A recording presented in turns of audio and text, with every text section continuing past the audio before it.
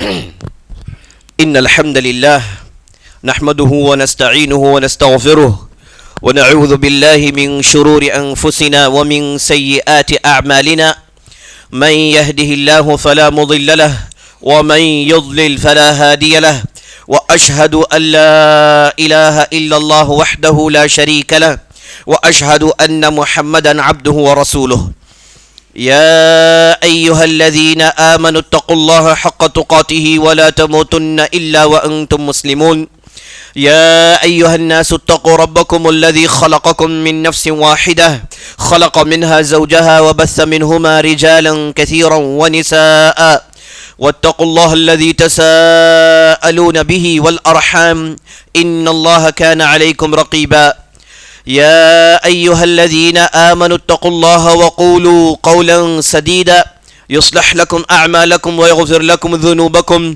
ومن يطع الله ورسوله فقد فاز فوزا عظيما أما بعد فإن خير الحديث كتاب الله وخير الهدي هدي محمد صلى الله عليه وسلم وشر الأمور محدثاتها وكل محدثة بدعة وكل بدعة ضلالة وفي رواية وكل ضلالة في النار فأعوذ بالله السميع العليم من الشيطان الرجيم إن هذا القرآن يهدي للتي هي أقوم ويبشر المؤمنين الذين يعملون الصالحات أن لهم أجرا كبيرا وقال عليه الصلاة والسلام إن الله لا يرفع بهذا القرآن أقواما ويضع به آخرين صدق الله ورسوله صلى الله عليه وسلم.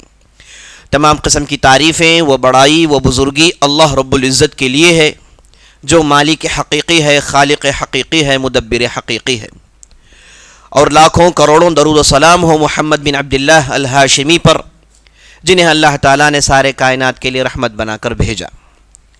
میں اللہ رب العزت کی بارگاہ میں دعا کرتا ہوں کہ جس طرح اللہ سبحانہ و تعالیٰ نے ہمیں اس مبارک مجلس میں جمع کیا ہے اسی طرح ہمیں جنت الفردوس میں جمع کریں، آمین یا رب العالمین.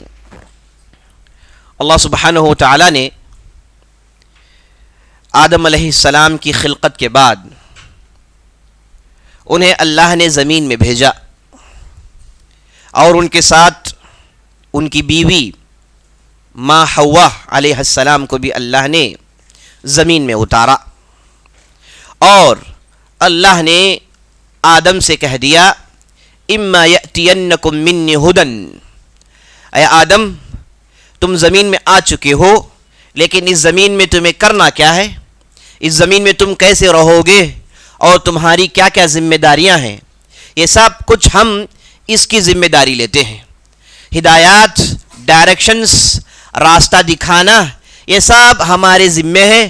ہم وقتاً فوقتاً تمہارے طرف اللہ ہماری طرف سے اشارے بھیجتے رہیں گے. تو آدم علیہ السلام نے اپنی اولاد کو توحید پر، دین پر تربیت کی، اور اس کے بعد وہ اس دنیا سے چل بسے. اس کے بعد دوسرے انبیاء آئے، رسول آئے، ان میں سے بعض کی طرف اللہ نے وحی کی، اللہ نے ہدایت بھیجی، اور بعضوں نے معجزے کا مطالبہ کیا. بعضوں نے کہا کہ ہمیں تمہاری بات سمجھ میں نہیں آتی، اے نبی ہمیں چاہیے کہ ایک معجزہ دکھاؤ، ایک ایسا معجزہ دکھاؤ جو کوئی کر نہیں سکتا. تو صالح علیہ السلام نے اونٹنے کا معجزہ دکھایا، موسیٰ علیہ السلام نے ڈھیر سارے معجزات دکھائے. کبھی انہوں نے چھڑی پھینکی تو چھڑی سانپ بن گیا، اور کبھی اپنا ہاتھ گریبان سے نکالتے تو چکا چوند روشنی ان کے ہتھیلی میں نظر آتی، اور کبھی دعا کرتے تو اللہ سبحانہ و تعالیٰ فرعونیوں پر عذاب بھیجتا. کبھی جون کا عذاب آیا، کبھی مینڈک کا عذاب آیا، کبھی ٹڈی کا عذاب آیا، کبھی طوفان آئے، کبھی ان کی بستیوں کو سکھاڑ نے برباد کر دیا.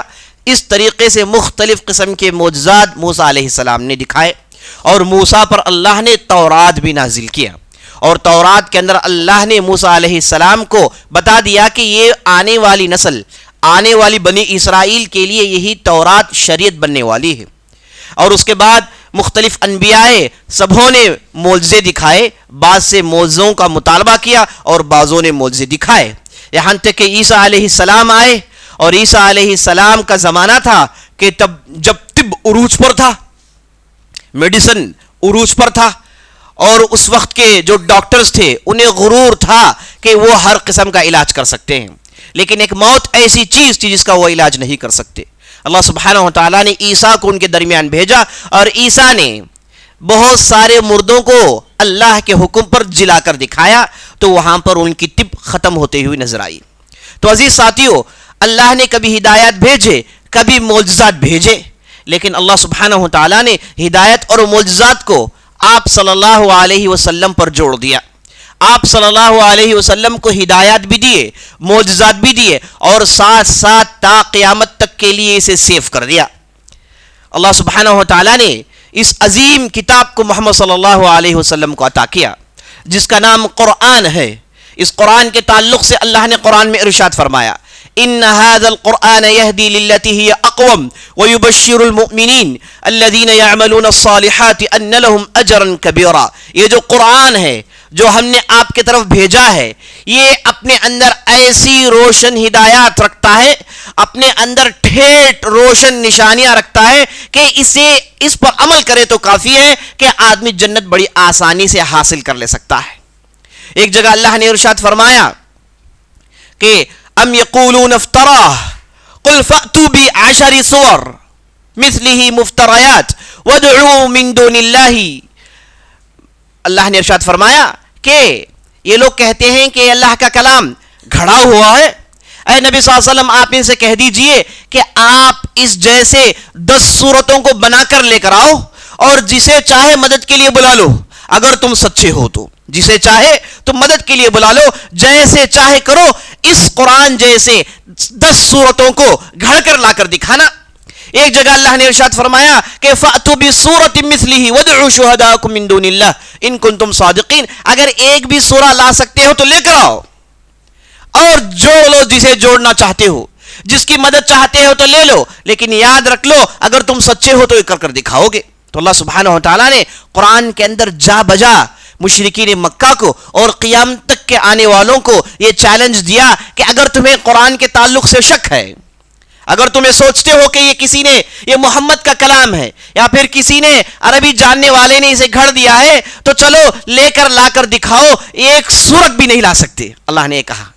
تو عزیز ساتھیو، یہ جو قرآن جو زندہ معجزہ ہے، یہ قرآن مسلمانوں کے لیے ایک بہت بڑا معجزہ ہے، ایسا معجزہ جو کبھی ختم ہونے والا نہیں ہے۔ اس سے پہلے ہم دیکھتے ہیں تورات اللہ نے موسیٰ کو دیا، لیکن یہ تورات ختم ہو گیا، زمین سے اسے اٹھا لیا گیا، لوگوں نے اس کے اندر تحریف کی، لوگوں نے اس کے اندر تبدیلی کی، تو اصل کتاب گم ہو کر رہ گئی۔ اللہ نے عیسیٰ علیہ السلام کو تورات کے ریکٹیفیکیشن کے لیے بھیجا، تورات کے اندر جو تبدیلیاں ہو گئی اسے درست کرنے کے لیے بھیجا۔ عیسیٰ علیہ السلام نے درست کیا، لیکن درست کی ہوئی کتاب آج نظر نہیں آتی، اب اس کے کئی ورژنز ہو گئے، حقیقت میں کتاب گم ہو کر رہ گئی۔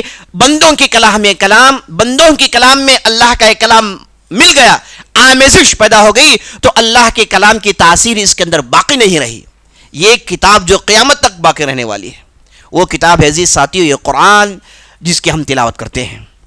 دیکھیے اللہ سبحانہ و تعالیٰ نے اس کتاب کی اہمیت اتنی بڑھا دی کہ ایک مہینہ لاتا ہے جس میں نبی صلی اللہ علیہ وسلم نے اس پورے مہینے کو قرآن کا مہینہ کہا۔ سال میں ایک ایسا مہینہ آتا ہے جس میں آپ صلی اللہ علیہ وسلم نے قرآن کو دہرایا، بار بار پڑھا، اس کا مراجعہ کیا، اور صحابہ کو لے کر خاص نماز پڑھائی، تاکہ یہ مہینہ لوگ محسوس کریں کہ یہ جو اللہ کا کلام ہے یہ غیر معمولی کلام ہے، اور اس خزانے کا احساس اپنے دل کے اندر پیدا کریں۔ ایک پورا مہینہ۔ اور آپ صلی اللہ علیہ وسلم سے مروی ہے کہ آپ صلی اللہ علیہ وسلم رمضان کا مہینہ آئے تو سخی داتا بن جاتے تھے۔ کان رسول اللہ صلی اللہ علیہ وسلم اجود الناس، آپ صلی اللہ علیہ وسلم سے بڑھ کر کوئی سخاوت کرنے والا نہیں ہے، اور آپ صلی اللہ علیہ وسلم کی سخاوت میں 4 چاند لگ جاتے ہیں جب آپ کی ملاقات جبرائیل سے ہوتی ہے رمضان میں۔ اور جبرائیل سے ملاقات ہوتی ہے تو ہوتا کیا ہے، فَيُدَارِسُهُ الْقُرْآنِ، دونوں بیٹھ کر قرآن کا مدارسہ کرتے ہیں۔ اللہ اکبر۔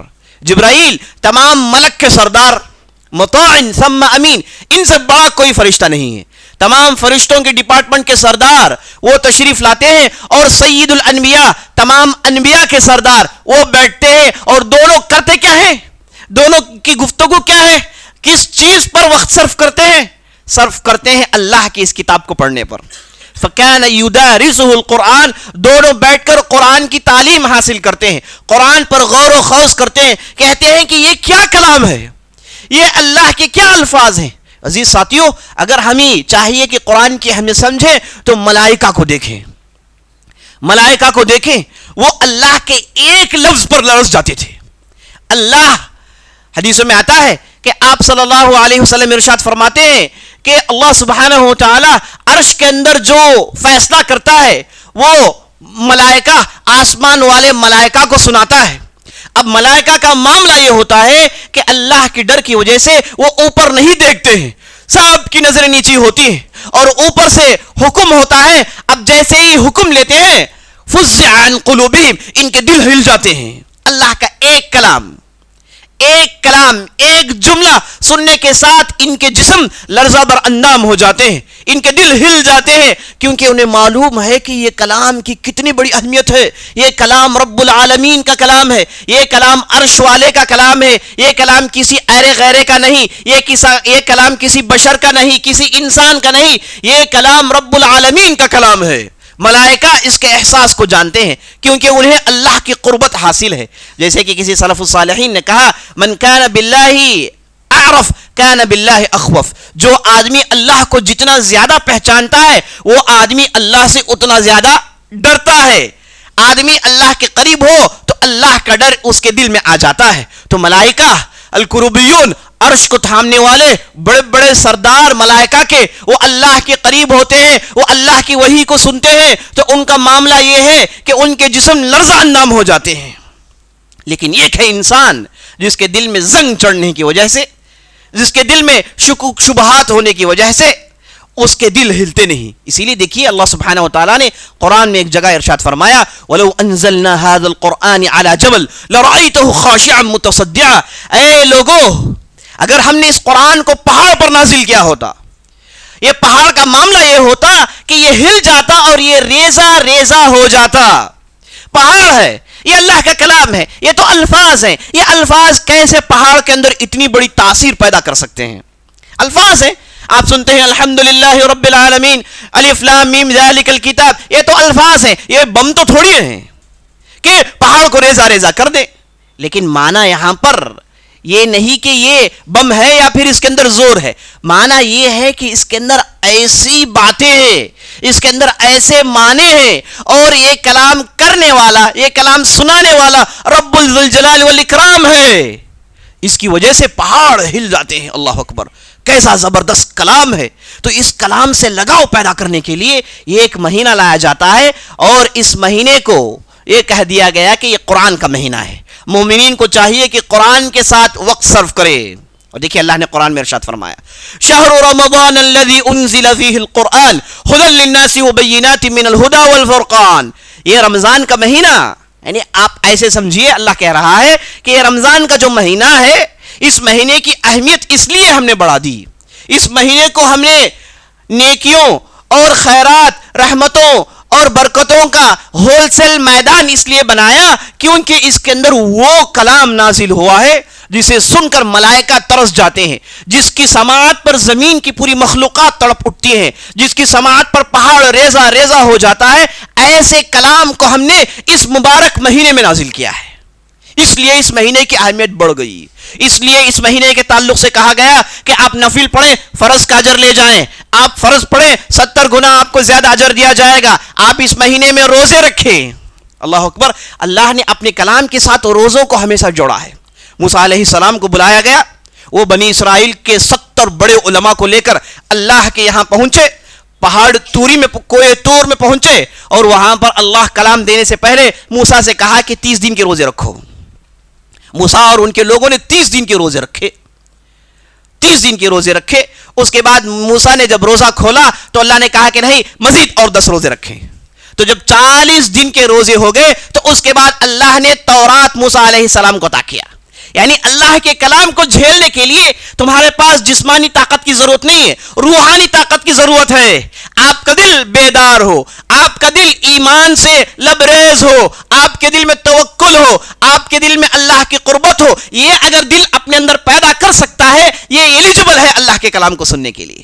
تو موسیٰ علیہ السلام کو 40 دن کے اندر تیار کی گئی بات، اور اس کے بعد انہیں اللہ نے اپنا کلام دیا. تو اللہ کے کلام اور روزوں سے گہرا تعلق ہے عزیز ساتھیوں.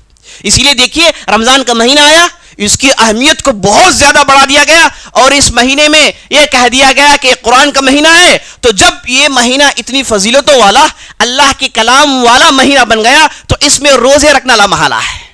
تو اللہ نے روزوں کو اس کے ساتھ جوڑ دیا. اب جب روزے کی بات آتی ہے، روزہ اور صدقہ بھائی بھائی ہیں. روزہ اور صدقہ بھائی بھائی ہیں. آدمی روزہ نہیں رکھ سکتا تو اسلام میں حکم ہے کہ اللہ کے راہ میں صدقہ کرے، مسکینوں کو کھلائیں. اگر کوئی آدمی روزہ نہیں رکھ سکتا تو بطور فدیہ وہ کرتا کیا ہے؟ وہ مسکینوں کو کھلاتا ہے، یا پھر یہ روزے کا بدلہ وہ اس صدقہ خیرات کے ذریعے سے کرتا ہے. اور کفارات دیکھیے آپ، قتل کا کفارہ، زہار کا کفارہ، جتنے بھی کفارے ہیں اسلام کے اندر، آپ اس میں دیکھیں گے کہ صدقہ اور روزے کو جوڑ دیا گیا ہے. آپ نہیں کر سکتے تو روزہ رکھیے، روزہ نہیں رکھ سکتے تو کھلائیے. تو روزہ اور صدقہ ایک دوسرے کے لیے، ایک گاڑی کے دو پہیے ہیں. اس لیے اللہ نے اس مہینے میں روزہ اور صدقہ دونوں کو جوڑ دیا. اور اسی حدیث میں جس میں نے آپ کو جبرائیل کا قصہ سنایا، اس میں آپ نے کیا سنا کہ آپ صلی اللہ علیہ وسلم زبردست صدقہ خیرات کرتے تھے. اور اس حدیث کے آخری میں آتا ہے کہ جب جبرائیل سے ملاقات ہو جائے اور قرآن کی تلاوت ہو جائے، قرآن کا مدارسہ ہو جائے، قرآن پر گفتگو شروع ہو جائے، تو آپ صلی اللہ علیہ وسلم کان بالخیر اجود بالخیر من الریح المرسلہ. اس حدیث میں آپ صلی اللہ علیہ وسلم ارشاد فرماتے ہیں، تعلق سے آپ صلی اللہ علیہ وسلم کے ایک صحابی ارشاد فرماتے ہیں کہ آپ صلی اللہ علیہ وسلم ایسا اگر ہو جائے تو آپ صلی اللہ علیہ وسلم کے ہاتھ اتنے تیزی سے چلتے ہیں، مانا یہ کہ اٹھا کر دیتے ہیں، اٹھا کر دیتے ہیں، گویا کہ ایک تیز آندھی ہے جو چل رہی ہے، گویا کہ ایک تیز ہوائیں جو چل رہی ہیں. تو عزیز ساتھیوں، یہ روزہ، یہ خیرات، یہ ذکر، یہ توبہ، یہ سب کچھ اس لیے کیونکہ اس مہینے میں اللہ کا کلام نازل ہوا ہے، اس مہینے میں اللہ کا قرآن نازل ہوا ہے. تو اللہ سبحانہ و تعالیٰ نے دیکھیے کتنی عجیب و غریب اس کی حفاظت کا انتظام کیا ہے. آپ دیکھتے ہیں اس سے پہلے والی کتابیں پڑھنے والے آج بھی گنتی کے چند ہے. اس کا حفظ کرنا تو دور کی بات، کوئی اسے ٹھیک سے پڑھنا بھی نہیں جانتا. یہ ان کا معاملہ ہے، یہ ان کا معاملہ ہے. کتنے ایسے ہیں جو سنسکرت پڑھ سکتے ہیں، کتنے ایسے ہیں جو ویدا کو پڑھ کر سمجھ سکتے ہیں، کتنے ایسے ہیں جو قدیم ہیبریو زبان سے واقف ہیں کہ وہ تورات پڑھ کے سمجھ لیں، کتنے ایسے جو ہے ماہر ہیں آرامک کے کہ وہ انجیل کو پڑھ کر سمجھ لیں. گنتی کے چند ہوتے ہیں. لیکن آئیے قرآن اٹھا کر دیکھیے آپ، اس کے پڑھنے والے کتنے ہیں، اس کے حفظ کرنے والے کتنے ہیں. کیا آپ نہیں دیکھتے کہ بچوں نے، چھوٹے چھوٹے بچوں نے اسے یاد کر لیا ہے؟ 600 صفحات، 6000 آیتیں، آسان نہیں یاد کرنا. یہ اللہ کا معجزہ ہے. یہ ہر بندہ جس نے قرآن حفظ کیا ہے، یہ اللہ کا معجزہ ہے. اللہ کے کلام کے علاوہ کوئی کلام ایسے یاد نہیں کیا جا سکتا. چیلنج ہے. لوگوں نے کوشش کی بائبل کو یاد کرانے کے لیے کروڑہ پیسے خرچ کیے، لیکن یاد کرنے والا کوئی پیدا نہیں ہوا. لیکن ہم مسلمان صرف چند حلقات جمع کرتے ہیں، روزانہ عصر سے لے کے عشاء تک پڑھتے ہیں، تو 4 5 سال میں پورا قرآن یاد کر لیتے ہیں. آپ نہیں دیکھتے کہ چھوٹے چھوٹے بچے اللہ کے کلام کو کس اچھے انداز سے پڑھتے ہیں. یہی ہے جسے اللہ نے قرآن میں ارشاد فرمایا، وَلَقَدْ يَسَّرْنَا الْقُرْآنَ لِلذِّكْرِ فَهَلْ مِن مُدَّكِرٍ. ہم نے قرآن کو آسان کر دیا ہے. ہے کوئی آدمی اسے سمجھنے والا؟ اللہ کا کلام ہے عزیز ساتھیوں، یہ معجزہ ہے. میں یہ کہہ رہا ہوں ہر حافظ القرآن معجزہ ہے. اور کتنے حافظ القرآن ہیں، کتنے حافظ القرآن نکال سکتے ہیں ہم؟ یہ تو ہم ہندوستان میں ہیں. عرب دنیا میں چلے جائیے آپ موروٹانا چلے جائیے، آپ مغرب چلے جائیے، وہاں پر دیکھیں گے کہ بوڑیاں گھر کا کام کرتی رہتی ہیں، قرآن پڑھتی رہتی ہیں. لوگ کھیت میں کام کرتے رہتے ہیں، گانا نہیں گاتے، وہ قرآن پڑھتے رہتے ہیں. 7 قرات کے حافظ ہیں، بوڑھیاں بوڑھے. اللہ اکبر. یہ اس قرآن کا معجزہ ہے. اب یہ قرآن چونکہ عربی میں ہے، پوری عربی زبان کی حفاظت ہو گئی، پوری عربی زبان کی حفاظت ہو گئی. دنیا میں سب سے بڑی ڈکشنری الفاظ کی عربی زبان کی ہے، جو 35 جلدوں میں 35 والیومز میں. یہ جو انگریزی زبان جس کا دعویٰ کرتے ہیں، اس کی بہت بڑی ڈکشنری 8 والیومز میں ہے، جو بھی چھوٹی چھوٹی ہیں. یہ عربی زبان کی 35 والیوم اس کی ڈکشنری ہے، اور یہ ایک والیوم اتنا بڑا ہے. پوری عربی زبان کی حفاظت کر دی گئی ہے. جہاں کہیں بھی کسی نے بھی عربی میں کچھ کہا، اسے علماء نے لکھ کر حفاظت کر لیا. عجیب و غریب. انا نحن نزلنا الذکر وانا له لحافظون. ہم نے ہی اس قرآن کو نازل کیا اور ہم اس کی حفاظت کی ذمہ داری لیتے ہیں. تو اللہ نے کیسے لی؟ اللہ اکبر. ایسے علماء پیدا کیے جس کا تعلق قرآن سے دور سے ہی کہیں نہ جڑ جائے، اس کی حفاظت ہو جاتی ہے. اور اسی قرآن کی وجہ سے آپ صلی اللہ علیہ وسلم کی پوری احادیث کی حفاظت ہو گئی. اور اس کے بعد اللہ نے اسی قرآن کے لیے مدینہ بنایا. مکے میں تھے, ہو سکتا ہے کہ اللہ کے کلام کے حفظ کرنے والوں کو ختم کر دیا جائے, ایک پورا اسٹیٹ بنایا گیا اور آپ صلی اللہ علیہ وسلم سے کہا گیا کہ آپ مدینہ چلے جائیں. اور مدینہ آئے تو آپ صلی اللہ علیہ وسلم نے مسجد بنائی. کس لیے؟ کیونکہ مسجد میں نماز پڑھی جاتی ہے اور نماز میں قرآن کی تلاوت ہوتی ہے. اور اس کے بعد آپ صلی اللہ علیہ وسلم کے ساتھ ایسے لوگوں کو جوڑ دیا جن کا مشغلہ یاد کرنا تھا, جو ایسے زمین میں رہتے تھے جہاں کوئی انڈسٹریاں نہیں تھی, ایسی جگہ نہیں رہتے تھے جہاں پر کوئی مینوفیکچرز یونٹ تھے, یا پھر ایسی جگہ نہیں تھے جہاں کوئی کلچر یا پھر تہذیب قیصر و کسریٰ جیسے نہیں تھے. یہ تو بالکل بادیہ تھا, یہ تو صحرا تھا, یہ تو گاؤں تھا, یہاں پر گنتی کے چند لوگ رہتے تھے. اور اس کے بعد یہاں پر بھوکماری تو پوچھیے مت, یہ تو زمین سکاڑ کی زمین تھی, پانی تو بڑی مشکل سے ملتا تھا. اب ان لوگوں کا کام یہ نہیں تھا کہ زمین کو کیسی ترقی کرے, ان کا کام ہی یہی تھا کہ عربی زبان بولے, شعر و شاعری کرے, اس زبان ہی کو سب کچھ سمجھے. یہاں تک کہ جو عربی نہیں بولتا تھا وہ اسے کہتے تھے عجم, گونگا, بولنا نہیں جانتا. اپنی زبان میں اتنا فخر کہ زبان ہی سب کچھ تھا ان کے لیے, ان کا اوڑھنا بچھونا سب کچھ یہی زبان تھی. تو اللہ سبحانہ و تعالیٰ نے ان کے پر ایسا کلام نازل کیا کہ ان کے پرخچے اڑ گئے, ان کے دل ہل گئے, پیروں تلے ان کی زمین نکل گئی, کلیجے منہ کو آ گیا کہ یہ کیسا کلام ہے.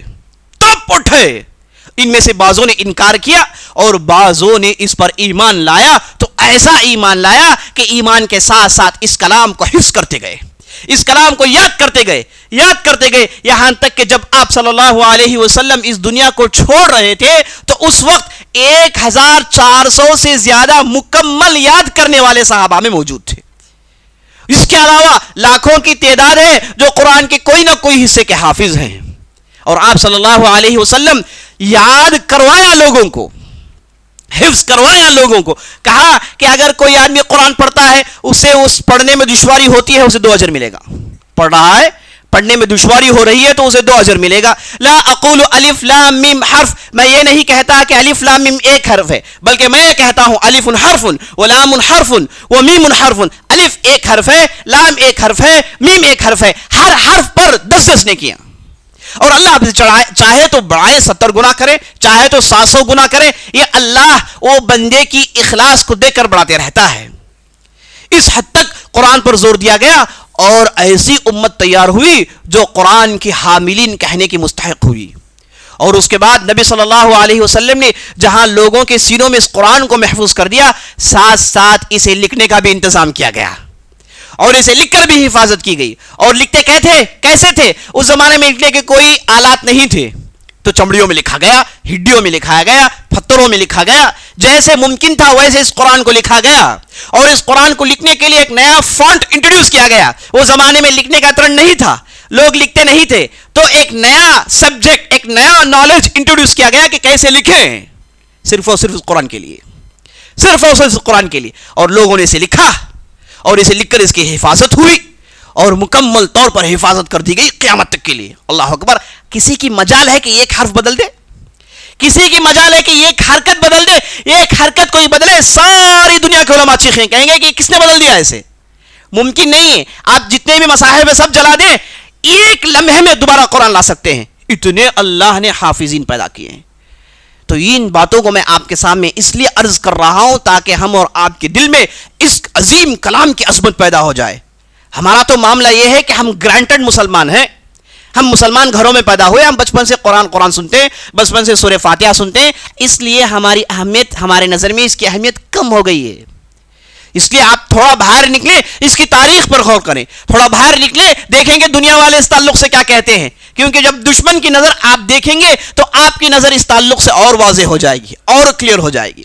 تو یہ جو کتاب ہے ساتھیوں بہت ہی زبردست, اس کے تعلق سے کہتے جائے تو کہتے رہیں. بلکہ ان شارٹ دنیا میں آپ جتنی بھی ترقی دیکھ رہے ہیں, جتنے بھی آپ لٹریچر دیکھ رہے ہیں, جتنا بھی لکھنا آپ دیکھ رہے ہیں, جتنا بھی نالج آپ دیکھ رہے ہیں, یہ سب کچھ قرآن سے لیا گیا ہے, یہ سب کچھ قرآن سے لیا گیا ہے. بعض لوگ تعجب کریں گے یہ کیسے بھائی, چائنا والے کیسے لیے, یوروپ والوں کے پاس کیسے چلا گیا. یاد رکھ لیں, جب فرانس وہاں پر بادشاہوں کی سلطنت ختم ہوئی, وہاں پر جمہوریت آئی, تو جب انہیں بستی چلانے کے لیے لاہ عمل کی ضرورت تھی، بستی چلانے کے لیے ایک کانسٹیٹیوشن کی ضرورت تھی، تو انہوں نے کیا کیا؟ ان کے پاس کوئی تھوڑی کانسٹیٹیوشن ہے، انہوں نے باقاعدہ فقہ کی کتابوں کو ترجمہ کیا اس کا، اور اس ترجمے کو لے کر انہوں نے کانسٹیٹیوشن بنایا. اب فرانس کانسٹیٹیوشن ایسا ہے جسے دیکھ کر امریکہ نے بنایا، جسے دیکھ کر ساری دنیا کے لوگوں نے بنایا، یہاں تک کہ ہندوستان نے بھی بنایا.